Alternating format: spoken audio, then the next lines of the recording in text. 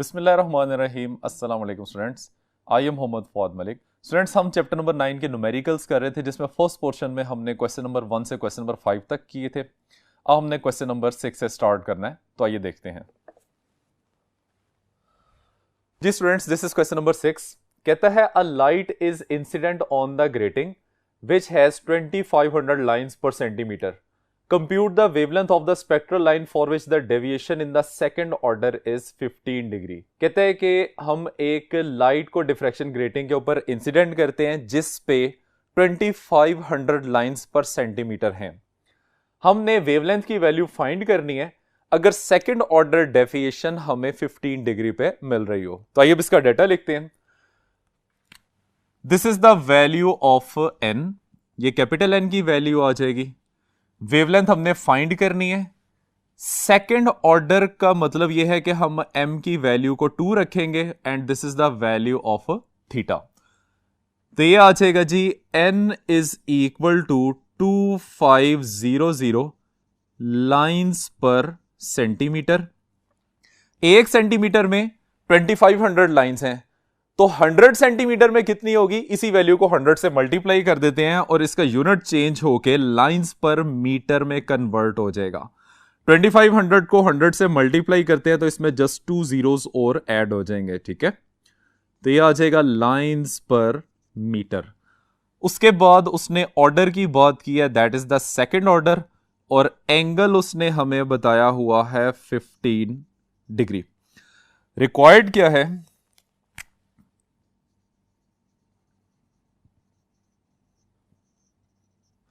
Required में हमने wavelength find करनी है, लैम्डा आ जाएगा। सॉल्यूशन,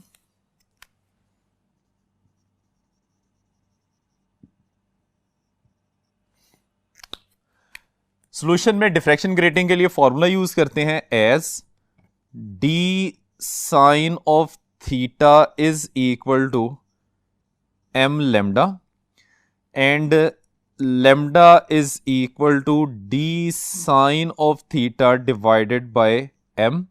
d की वैल्यू को एक्सपेंड कर देते हैं, ये बन जाएगा 1 into sine of theta divided bye n multiply by m। ये हमारे पास वैल्यू आ जाएगी। इसमें अब हम सारी वैल्यूज पुट करते हैं, तो ये बन जाएगा जी lambda is equal to 1 as it is multiplied by sine of 15 degree divided by number of lines per meter कितनी आ जाएंगी? 2500 मल्टीप्लाई बाय ऑर्डर कौन सा है? सेकंड। इसको सिंप्लीफाई करेंगे तो हमारे पास वेवलेंथ का आंसर आ जाएगा 5.176 इंटू 10⁻⁻7 मीटर।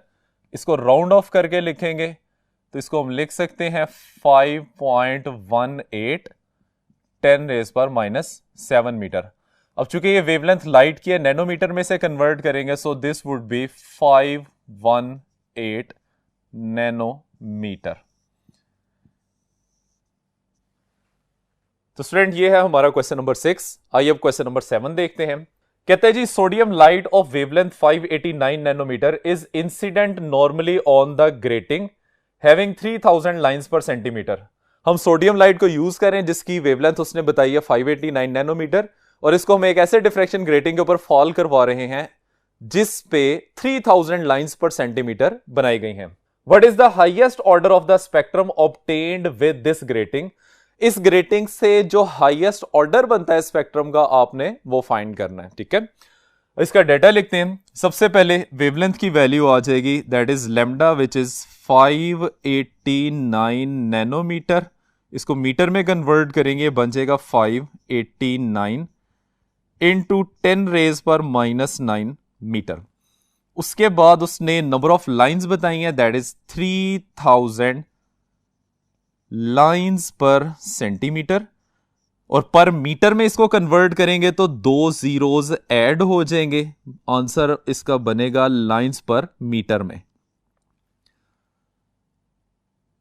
और हाईएस्ट ऑर्डर के लिए मैक्सिमम एंगल होगा, मैक्सिमम एंगल की वैल्यू 90 डिग्री होती है, तो थीटा की वैल्यू आ जाएगी 90। रिक्वायर्ड में हम लिखते हैं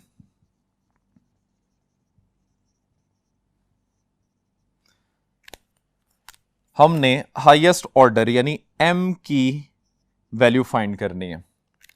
सॉल्यूशन,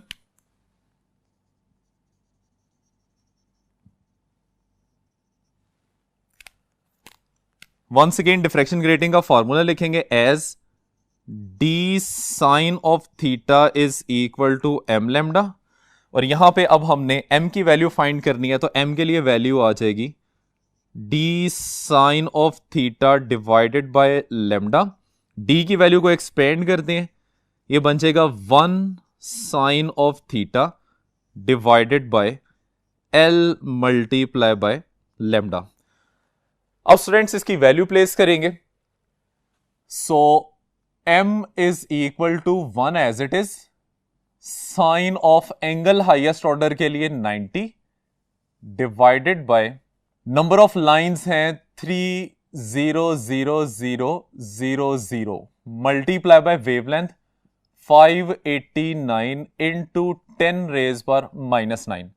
इसको सिंप्लीफाई करेंगे तो हमारे पास m का आंसर आ जाएगा 5.67। ठीक है, अब चूंकि ऑर्डर जो है वो हमने सिर्फ कंप्लीटेड लिखने हैं, तो कंप्लीटेड ऑर्डर इसके अंदर कितने हैं 5, जबकि सिक्स्थ जो है उसका सिर्फ 0.67 पोर्शन जो है वो इंक्लूड हो रहा है। लेकिन चूंकि हमने कंप्लीटेड ऑर्डर इसके अंदर लिखना है, इस वजह से इसका आंसर सिंपली 5th बनेगा।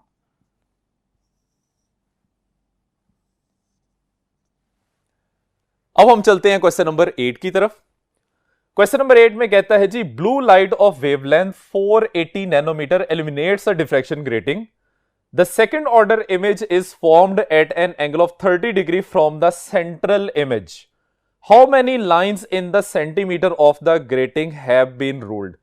इसमें स्टूडेंट हमने नंबर ऑफ लाइंस रूल्ड यानी कि कैपिटल N की वैल्यू निकालनी है, और उसी तरीके से हमें बाकी डाटा दिया हुआ है।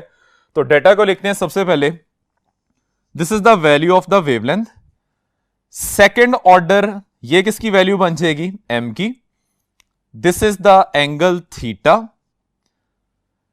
हाउ मेनी लाइंस हमने n की वैल्यू फाइंड करनी है। ठीक है, तो डाटा इसका लिखते हैं, lambda is equal to 480 nanometre which is equal to 480 into 10 raise पर -9 मीटर। सेकेंड वैल्यू उसने ऑर्डर की लिखी हुई है, so m is equal to second का 2 आ जाएगा।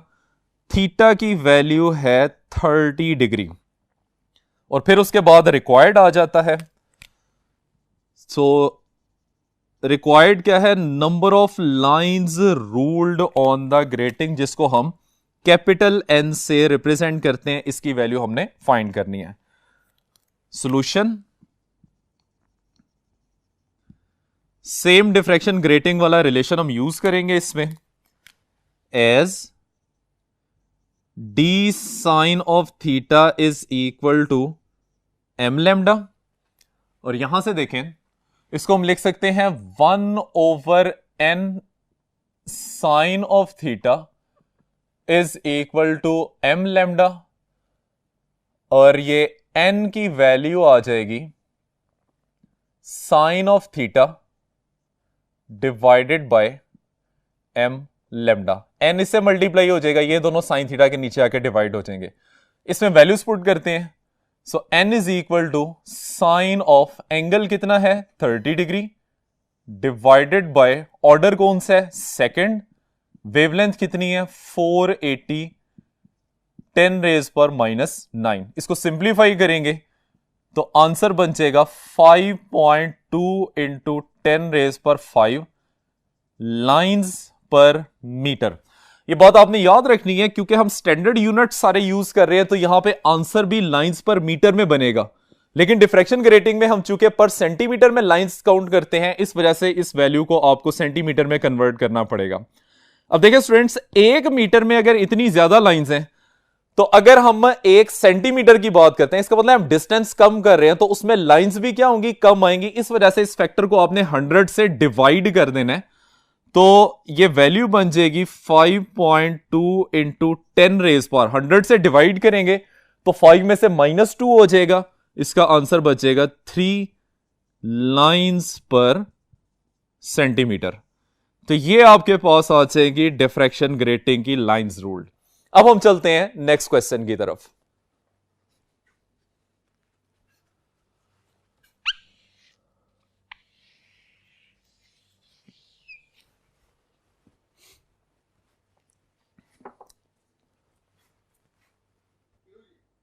आइए स्टूडेंट, अब हम नेक्स्ट क्वेश्चन करते हैं।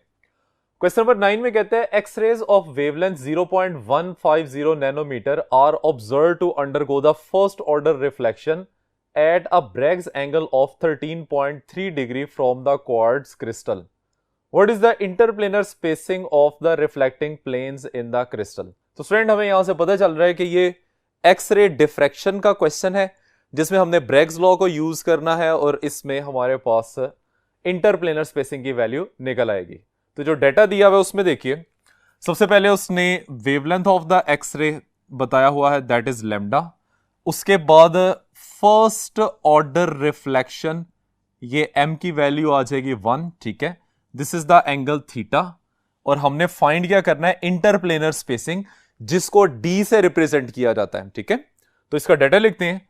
सबसे पहले लैम्डा की वैल्यू आ जाएगी, दैट इज 0.15 नैनोमीटर, और इसको हम लिख सकते हैं 1.5 इंटू 10 रेज पर -10 मीटर। फिर ऑर्डर आ जाएगा m इज इक्वल टू 1, और साथ थीटा की वैल्यू आ जाएगी, दैट इज 13.3 डिग्री। रिक्वायर्ड क्या है,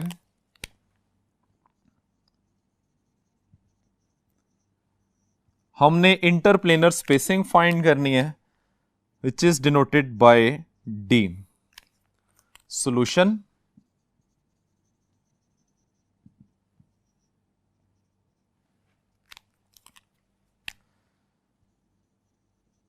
using Bragg's law, which is 2d sine of theta is equal to m lambda. हमने d की वैल्यू निकालनी है, तो ये बन जाएगा d is equal to m lambda divided by 2 sine of theta.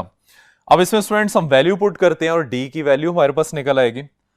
This is d is equal to, सबसे पहले ऑर्डर की बात है, तो ऑर्डर इसमें उसने फर्स्ट दिया हुआ है 1 आ जाएगा।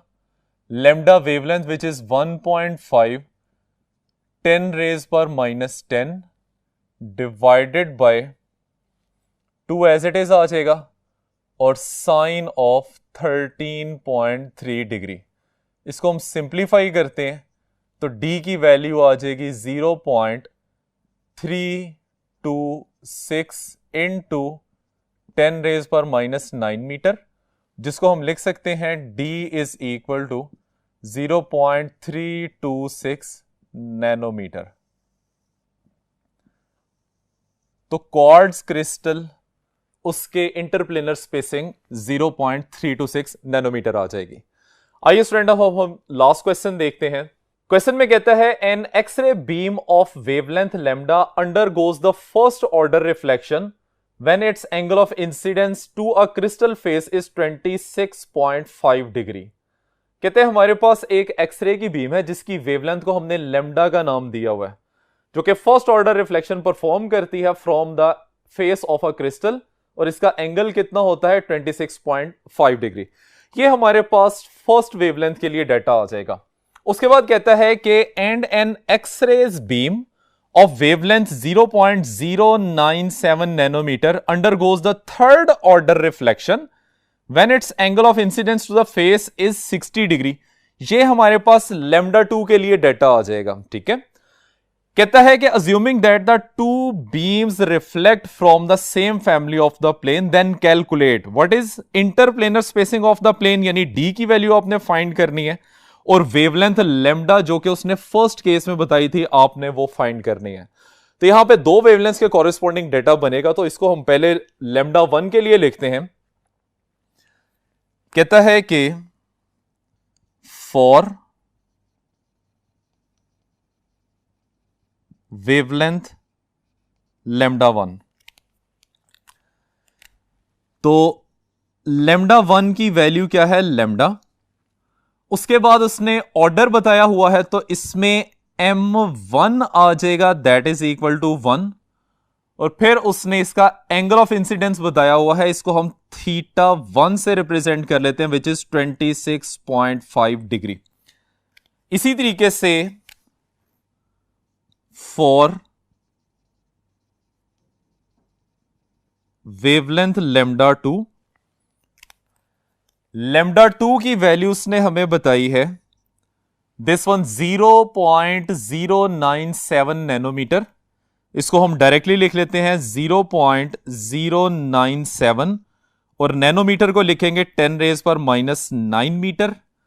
Under goes the third order reflection, यहां पे m2 की वैल्यू आ जाएगी 3 और एंगल उसने बताया हुआ है दैट इज 60 डिग्री, तो यहां पे θ2 आ जाएगा, that is equal to 60 degree. अब स्टूडेंट्स रिक्वायर्ड की तरफ चलते हैं।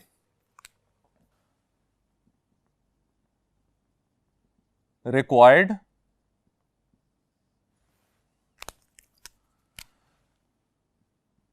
हम पहले फाइंड करेंगे इंटरप्लेनर स्पेसिंग और उसके बाद हमने फर्स्ट प्रोसेस में जो वेवलेंथ आती है लैम्डा, इसकी वैल्यू फाइंड करनी है। तो क्वेश्चन स्टार्ट करते हैं। सॉल्यूशन,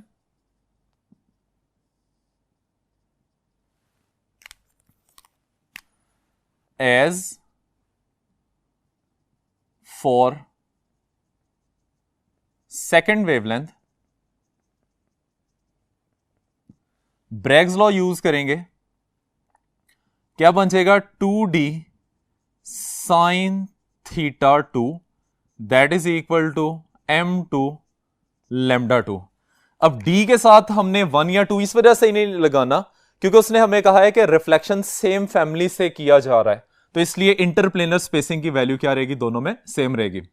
और d की वैल्यू हमने यहां से निकालनी है, तो ये बन जाएगा d is equal to m2 λ2 divided by 2 sin θ2। इस सब की वैल्यूज पुट करते हैं। तो सेकंड केस में ऑर्डर ऑफ रिफ्लेक्शन था थर्ड, λ2 की वैल्यू है 0.097 into 10⁻⁻⁹ divided by 2 as it is आ जाएगा और साइन में θ2 की वैल्यू है 60 डिग्री। इसको सिंप्लीफाई करते हैं तो d की वैल्यू हमारे पास आ जाएगी दैट इज 0.168 इंटू 10⁻⁻⁹ मीटर और इसको हम लिख सकते हैं d is equal to 0.168 nanometre. This is the first portion of the question. अब हमने सेकंड पार्ट करना है जिसमें हमने फर्स्ट पार्ट की वेवलेंथ फाइंड करनी है। तो अब हम लिखेंगे यूजिंग ब्रैग्स लॉ फॉर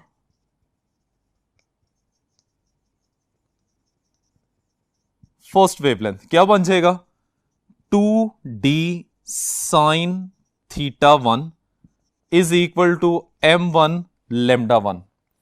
यहां से हमने लैम्डा की वैल्यू फाइंड करनी है, so λ1 that is equal to lambda, ठीक है, इसकी वैल्यू लैम्डा के इक्वल थी और ये आपने वैल्यू यहां से निकाल लेनी है, तो that is 2d sin θ1 divided by m1। इसको हम लिख सकते हैं lambda that is equal to 2 as it is. d की वैल्यू अभी हमने कैलकुलेट की है that is 0.168 into 10⁻⁻⁹ sine of θ1 की वैल्यू है 26.5 degree divided by order of reflection क्या है इसमें 1। इस सारे को अगर आप सिंप्लीफाई करते हैं तो ये बन जाएगा lambda that is equal to 0.149 into 10⁻⁻⁹ metre. इसको चेंज करके लिखेंगे तो ये बन जाएगा lambda is equal to 0.15 10⁻⁻⁹ metre और चूंकि 10⁻⁹ को नैनो लिखा जा सकता है तो इसको हम लिखेंगे nanometre. So this is the wavelength of the X rays. तो स्टूडेंट यहां तक हमारे न्यूमेरिकल्स कंप्लीट हो जाते हैं। उम्मीद करते हैं कि आपको समझ आ गए होंगे। इजाजत चाहते हैं। अल्लाह हाफिज।